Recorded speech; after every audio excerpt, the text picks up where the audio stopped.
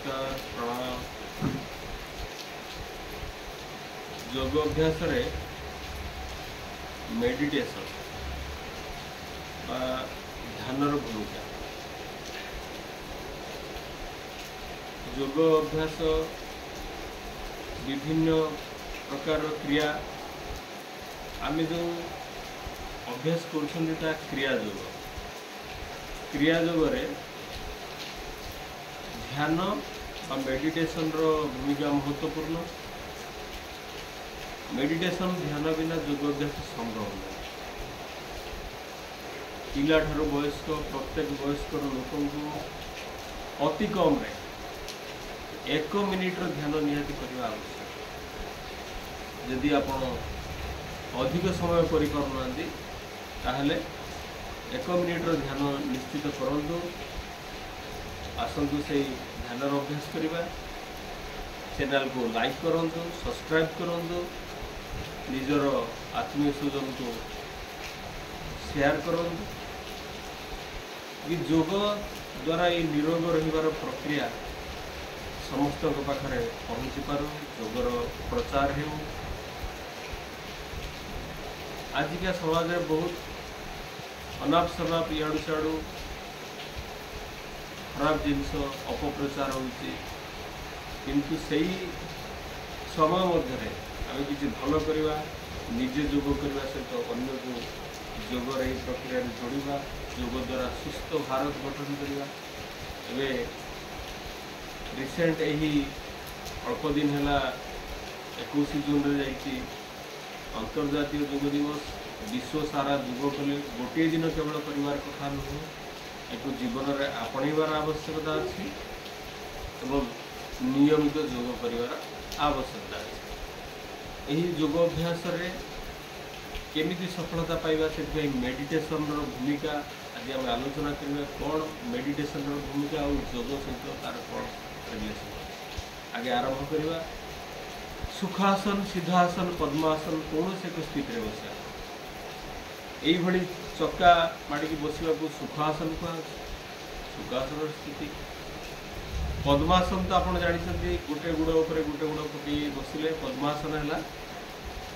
आउ गोटे रही सिद्धासन अभ्यास। जदि आम एति भी बसवार सामर्थ्य आम पाखे ना, गोड़े समस्या अच्छी, अंटार बहुत समस्या अच्छी, कांथ साहाଯ୍य सपोर्ट लेकिन डेरी बस करवा। गोड़र समस्या अच्छी पादर, ताहले पाद आग को खोलिकी सीधा कर बस। मेरुदंड किंतु कौन हालत में बंका हम ना। आपण चित्र देखते अष्टचक्र। अष्टचक्र मूलाधार ठारू सहस्रार पर्यंत ये मेरुदंड जो स्पाइनल कॉर्ड रे आम रही मूलाधार ठारू सहस्रार पर्यंत चक्र।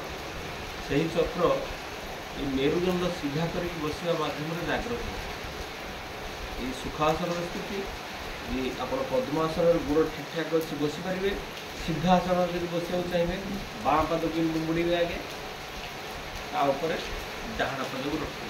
ये पद्मासन ठारू टिके कम कष्ट होता है और ये बसवार सामर्थ्य बेसी समय रही है। सिद्धासन बहुत समय बस। यदि आप रेगुलर अभ्यास अच्छी बसवार, आंठूर समस्या नहीं, पादर समस्या नहीं, ताहले पद्मासन कर बस पारे। कौन से स्थिति में बसले हाथ ए ध्यान मुद्रा। बुढ़ा बुढ़िया विषय गुड़िक लगे रखा ध्यान मुद्रा।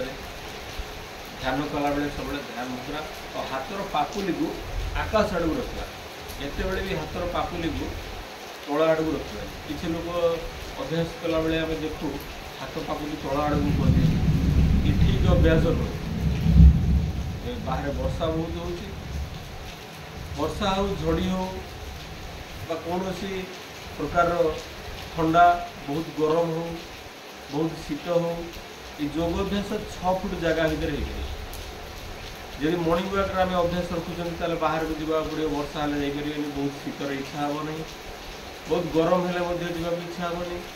बाहर भी जब किसी फंक्शन अच्छी, कोलाहल अच्छी, किसी लोक एका जावाक खराब लगे। किंतु योग आप कौटी भी करेंगे, शोवा रूम करेंगे, बिछड़ा करेंगे, किंतु शौच आदि क्रिया पर ना गोटे स्थान जब 6 फुट 6 फुट फाँका अच्छी से आप सब योग अभ्यास हाथर पाखुरी आकाश आड़ रखा मेरुदंड को हल्का भाव में सीधा रखा आरंभ करवा ध्यान प्रक्रिया।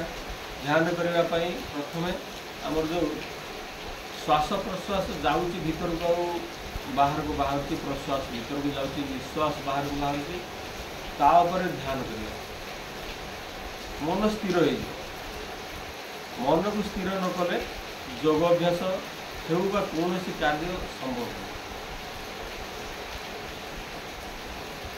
धीरे धीरे श्वास भीतर को जाऊँगी और धीरे धीरे बाहर को बाहर श्वास को ध्यान करवा निरीक्षण करवा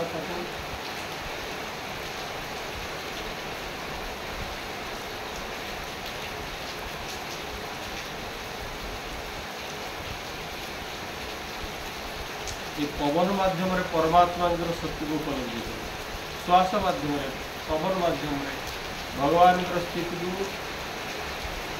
शरीर भीतर अनुभव कर शिवोहम शिवोहम शास्त्र अच्छी कथार अच्छी नरवा भितर नारायण शक्ति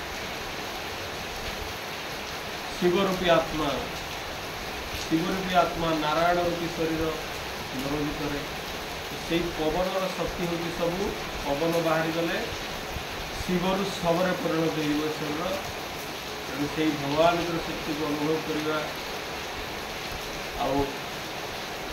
मन शांत हो किसी समय पर परम पिता परमात्मा ओंकार ध्वनि को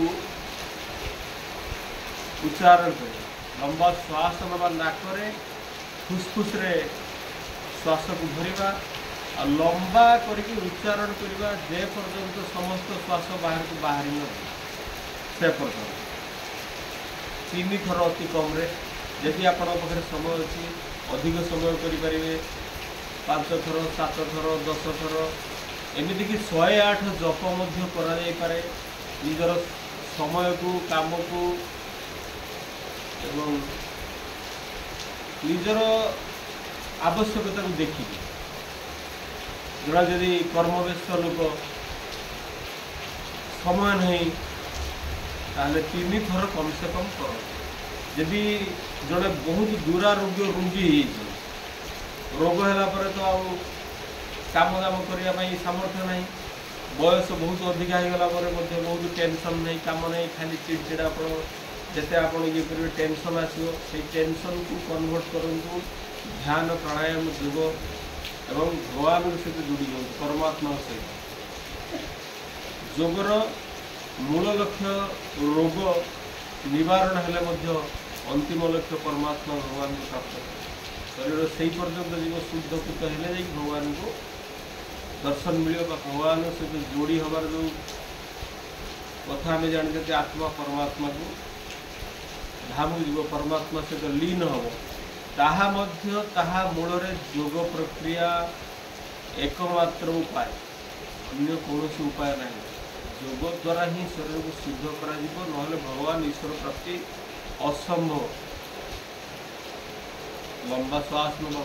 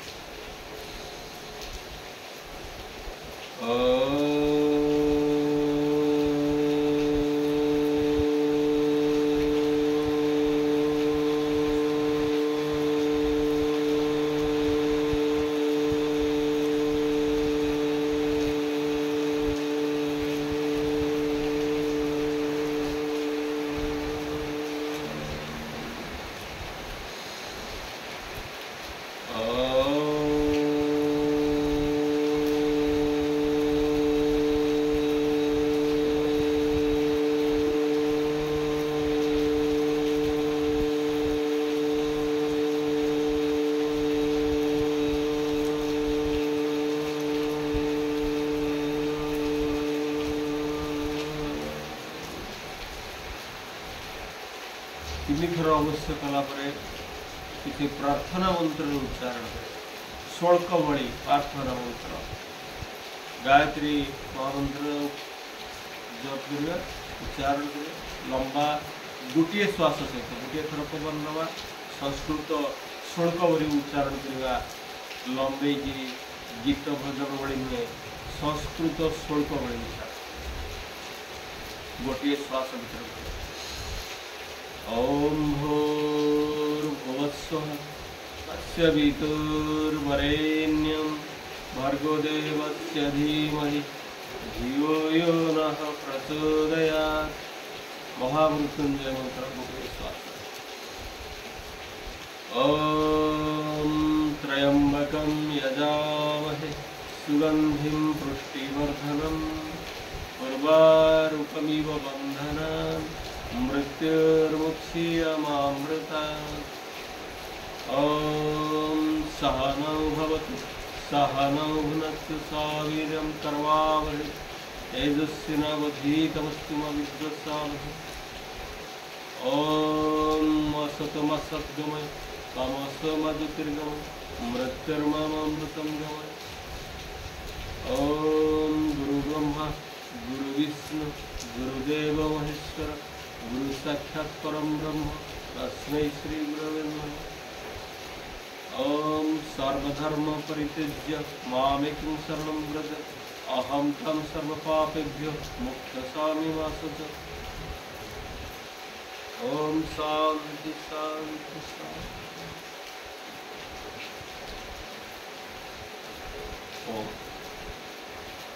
यही समय को आम 1 मिनिट रु लेकिन जिते अधिक आगू बढ़ी जाए अति कम समय हूँ 1 मिनिट भगवान को ध्यान रे भगवान को सहित एकाकार होगी योग अभ्यास करना उचित। संपूर्ण आध्यात्मिकता केवल नुहे पॉजिटिवनेस केवल नुहे ये संपूर्ण रोग भल हबार बाट आउ प्रकृत योगर बाट। बहुत प्रकार किसी तथ्य उठे आम यदि प्रार्थना जप न करी सीधा सीधा योग एक्सरसाइज आसन प्राणायाम आरंभ कर ओंकार कर प्रार्थना कर मूढ़ मना मन जार से भगवान प्राप्ति हो पारनी ना रोग भी भल हो पार। कर्म करी असुर माने तपस्या करी तो फल पाई जाती परिश्रम जे करे ताकू अवश्य तार फल मिले। असुर माने तपस्या करी फल पाती किंतु से ताकू उल्टा व्यवहार करती किछि दिन पर से शक्ति सामर्थ्य रहे।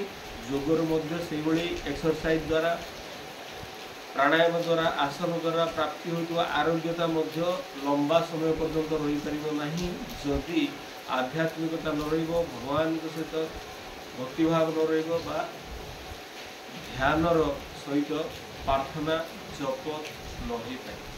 तेणु ये बहुत बड़ मार्ग प्रथम मार्ग योग कर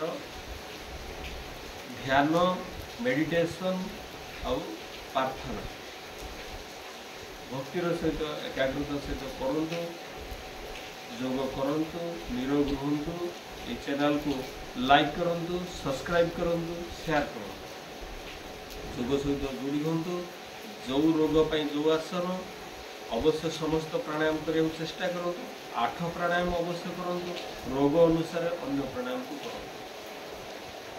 किछि दिन पर देखिए रोग मुक्त तो हवा निश्चित भाव में किंतु बहुत किछि सामर्थ्य मध्य मिलिबो निजर सामर्थ्य बढ़िबो आर्थिक सामाजिक समस्त प्रकार डेभलप हम काम कर जेहेतु शरीर सुस्थ रहिले मन सुस्थ रहिले काम कर उत्साह बढ़िबो एवं सबु प्रकार समृद्धि योग ही एकमात्र समाधान। योग करंतु निरोग। ओम।